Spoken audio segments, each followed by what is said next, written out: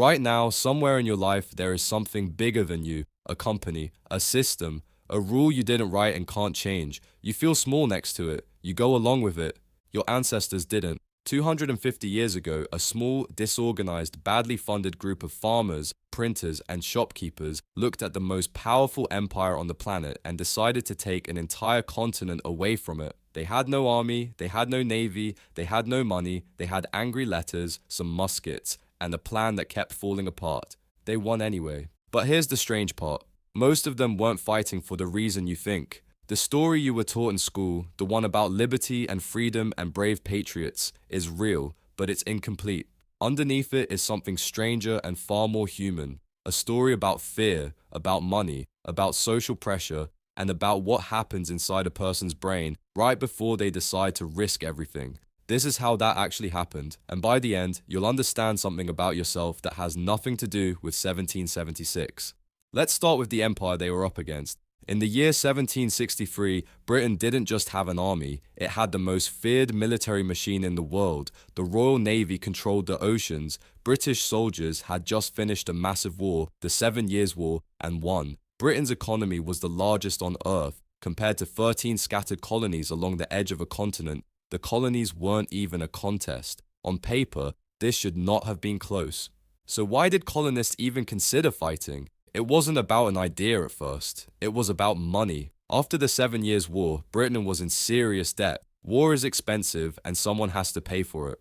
Britain looked at the colonies and made a decision that seems small now but changed everything. They decided the colonies should help cover the bill. In 1764, Parliament passed the Sugar Act. Quietly, almost as an afterthought, it taxed sugar and molasses coming into the colonies. Most colonists barely noticed. Then, in 1765 came the Stamp Act, and that one was impossible to ignore. Suddenly, almost every piece of paper in colonial life, newspapers, legal documents, playing cards, even diplomas, needed an official stamp. And that stamp cost money, money that went straight to Britain. Here's where the psychology gets interesting. The tax itself wasn't even that large. Historians studying colonial economics have pointed out that the actual financial burden of the Stamp Act was modest compared to taxes British citizens back home were already paying. So why did it cause such an explosion of anger? Because it wasn't about the money, it was about who got to decide.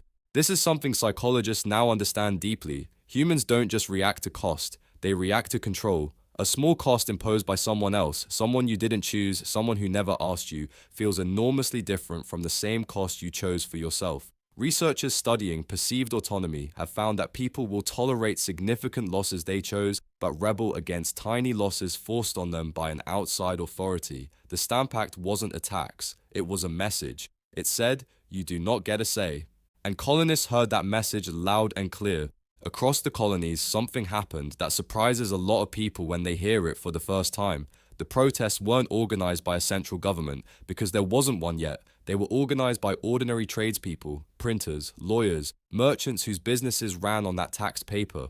A group calling themselves the Sons of Liberty formed in Boston, and similar groups popped up in other cities almost on their own, without much coordination. This matters because it tells you something about how resistance actually spreads. It rarely starts as a unified national movement. It starts as small local groups, each one feeling the same pressure independently, each one realizing they're not alone. Social psychologists call this a kind of pluralistic ignorance breaking down. Before, everyone privately resented the tax but assumed they were the only one upset enough to act. Once a few people spoke out publicly, everyone else realized, oh, it's not just me, and that's when resentment turns into a movement.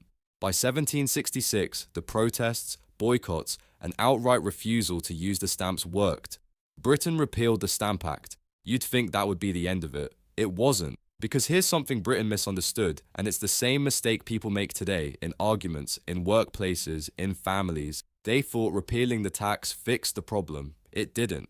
The tax was never really the problem. The problem was the precedent, the idea that Britain could simply decide things for the colonies without asking. And the moment Britain passed new taxes again, the Townshend Acts in 1767, that underlying resentment didn't start over from zero. It picked up right where it left off, except angrier, because now there was history. This is something we know about anger and trust today. Once a relationship crosses a line, even if the specific issue gets resolved, the next conflict doesn't start fresh. It builds on the last one. Trust, once damaged, makes the next disagreement hit harder, not softer, and the next disagreement hit very hard indeed. In March of 1770, in Boston, a confrontation between British soldiers and a crowd of colonists turned violent. Shots were fired. 5 colonists died. Colonial newspapers called it the Boston Massacre, and the name stuck, even though historians today note the event was smaller and messier than the name suggests. A tense standoff, an unclear order, a panicked shot. But notice what happened. The actual facts of the event almost didn't matter. What mattered was the story that spread. Paul Revere, yes, that Paul Revere, was also a skilled engraver, and he created a now famous image of British soldiers firing in an organized line directly into a peaceful crowd. It wasn't an accurate depiction, it was propaganda. And it worked extraordinarily well because it gave colonists a single, visceral image to point to. This is a pattern that shows up again and again throughout history, and you've probably felt it yourself. We don't usually act on raw information, we act on stories built from that information. A complicated, chaotic event becomes a clean narrative, and the clean narrative is what spreads, what gets remembered, what motivates people to act. The Boston Massacre wasn't just a tragedy, it was the moment a still-forming movement got its first, unforgettable image. And once that image existed, it didn't stay still. It moved through taverns, through pulpits, through the same printing presses that had been taxed under the Stamp Act a few years earlier. Newspapers across the colonies reprinted Revere's engraving, retold the story, added their own details. By the time it reached a farmer in rural Virginia who had never set foot in Boston and never would, the event wasn't really about 5 men who died in a confused street confrontation anymore. It had become a symbol, a stand-in for something much larger, an empire willing to point guns at its own people. This is exactly how grievances scale. A local event, painful but limited, gets carried outward by repetition until it stops belonging to the people who experienced it and starts belonging to everyone who hears about it. The farther the story traveled from Boston, the less anyone needed the actual facts. They just needed the feeling, and the feeling was simple. This could happen to us too. 3 years later, the movement got its most famous one. By 1773, Britain passed the Tea Act, designed to help the struggling East India Company by letting it sell tea directly to colonists, undercutting local merchants, while still including a tax that confirmed Parliament's authority to tax the colonies at all. Once again, this wasn't really about tea. It was about that same line in the sand. Who gets to decide? On the night of December 16th, 1773, a group of colonists, some accounts say as many as 130, boarded 3 British ships in Boston Harbor. They didn't loot them. They didn't steal anything. They very deliberately dumped over 340 chests of tea into the water and left everything else untouched. That detail matters. This wasn't chaos. It was a calculated message, precise enough that it couldn't be mistaken for simple theft, public enough that it couldn't be ignored, and risky enough that everyone involved understood they were committing a serious crime against the crown. Britain responded the way frightened authority almost always responds to public defiance, with overwhelming force meant to make an example. In 1774, Parliament passed a series of laws colonists called the Intolerable Acts. Boston's port was shut down entirely until the tea was paid for. Massachusetts' local government was stripped of its self-rule. British officials accused of crimes in the colonies could now be tried back in Britain, safely out of reach of colonial juries. And this is where something crucial happens, something that explains why this rebellion succeeded when so many uprisings throughout history fail. Britain's crackdown wasn't aimed only at Massachusetts. It was designed to terrify the other colonies into staying quiet, into thinking, that's Boston's problem, not ours. It backfired completely. Instead of isolating Massachusetts, the Intolerable Acts convinced the other colonies that what happened to one colony could happen to all of them. In September 1774, delegates from 12 of the 13 colonies met in Philadelphia for what became known as the First Continental Congress. People who had never coordinated before, who often distrusted each other, who came from colonies with wildly different economies, religions, and cultures, sat in the same room because they recognized a shared threat. This is one of the most overlooked truths about large-scale human cooperation. People rarely unite around a positive shared goal as quickly or as strongly as they unite around a common fear. Psychologists who study group identity have repeatedly found that an external threat is one of the fastest, most reliable ways to dissolve internal rivalries. Britain, trying to crush one rebellious colony, accidentally manufactured the very unity it was trying to prevent. By April of 1775, the tension finally broke into open violence. British troops marched toward Concord, Massachusetts, to seize colonial weapons stockpiles. Colonial militia, warned in advance by riders including Paul Revere, met them at Lexington. No one knows for certain who fired first. What's certain is that by the end of that day, blood had been spilled on both sides, and there was no walking it back. War had begun. But here's something most people don't realize. At this exact moment in the spring of 1775, most colonists still did not want full independence. They wanted their rights restored within the British Empire, not a brand new country. Independence, the idea you probably associate most strongly with this whole story, wasn't the starting point. It was a conclusion people reached gradually, almost reluctantly, as events kept pushing them further than they originally intended to go. This is worth sitting with for a second because it reveals something true about how people actually change their minds on big things. Rarely does someone wake up one day and decide to blow up their entire life. Instead, they take one step, justify it, take another step that now seems reasonable given the first, justify that too, and eventually find themselves somewhere they never would have agreed to go directly. Psychologists call this an escalation of commitment. Once you've invested in a path, even a small first step, turning back starts to feel more costly than continuing forward, even if continuing forward is objectively far riskier.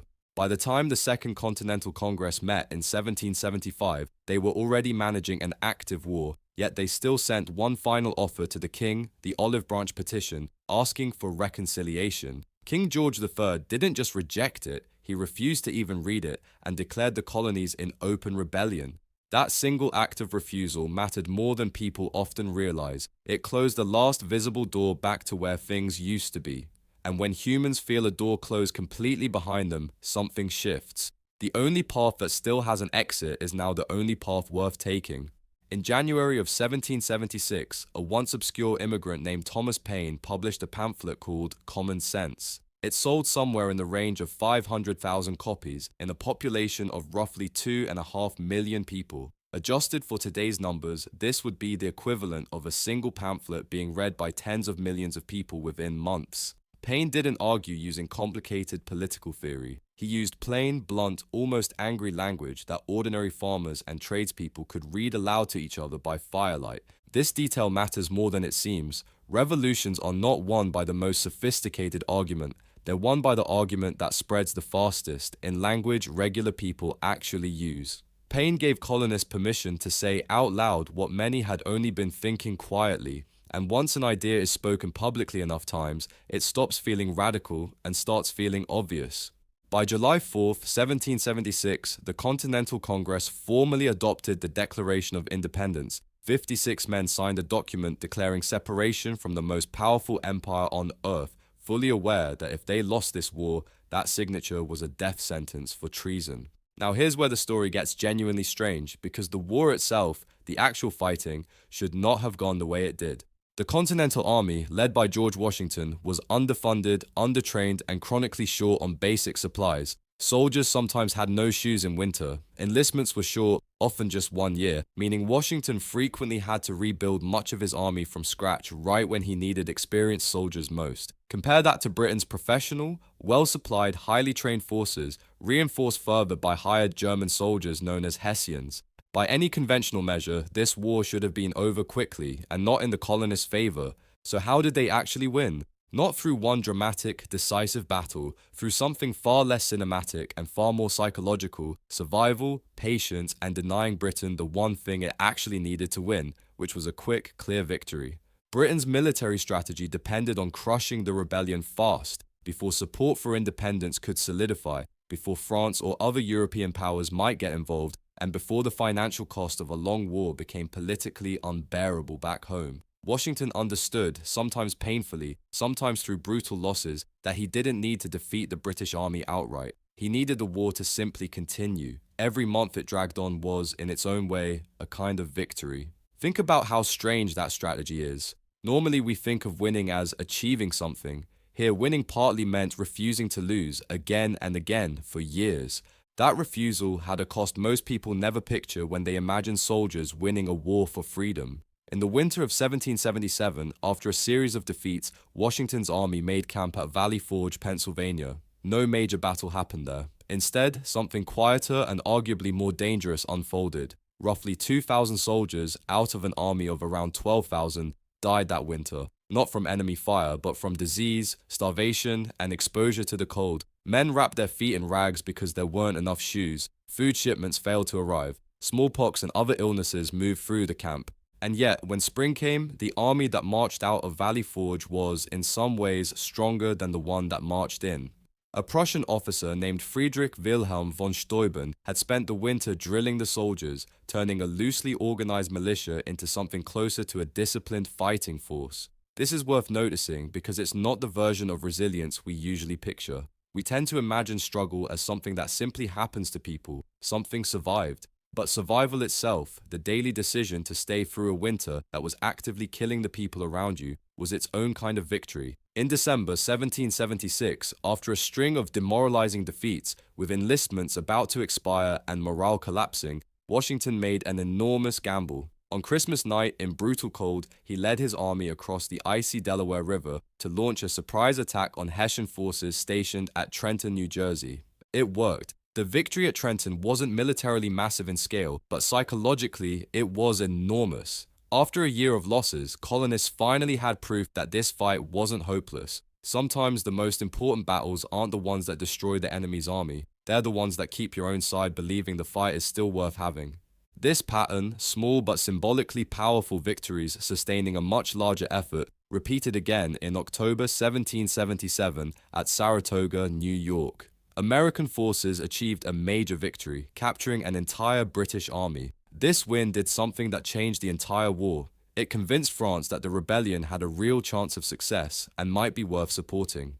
In 1778, France formally entered the war on the American side, providing money, soldiers, naval power, and something just as valuable, international legitimacy. What started as a regional uprising of farmers and shopkeepers had become part of a larger global conflict between European powers, with Britain suddenly forced to defend interests across multiple continents at once.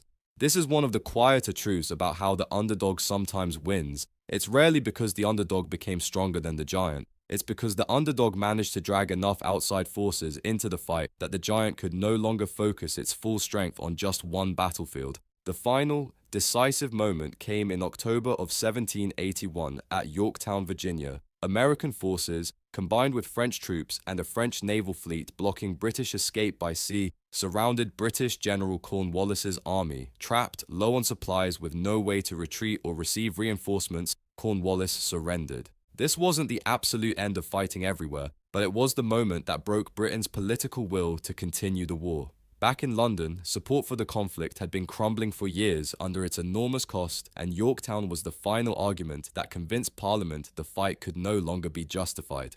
In 1783, the Treaty of Paris formally ended the war. Britain recognized the independence of the United States, a group of colonies that started this conflict with no navy, no standing army, no national government, and no guarantee of outside help, had taken an entire continent's future away from the most powerful empire on Earth. But remember the question from the beginning: why did ordinary people actually do this? Historians who study the social makeup of the revolution have found something that complicates the simple, heroic version most people learn.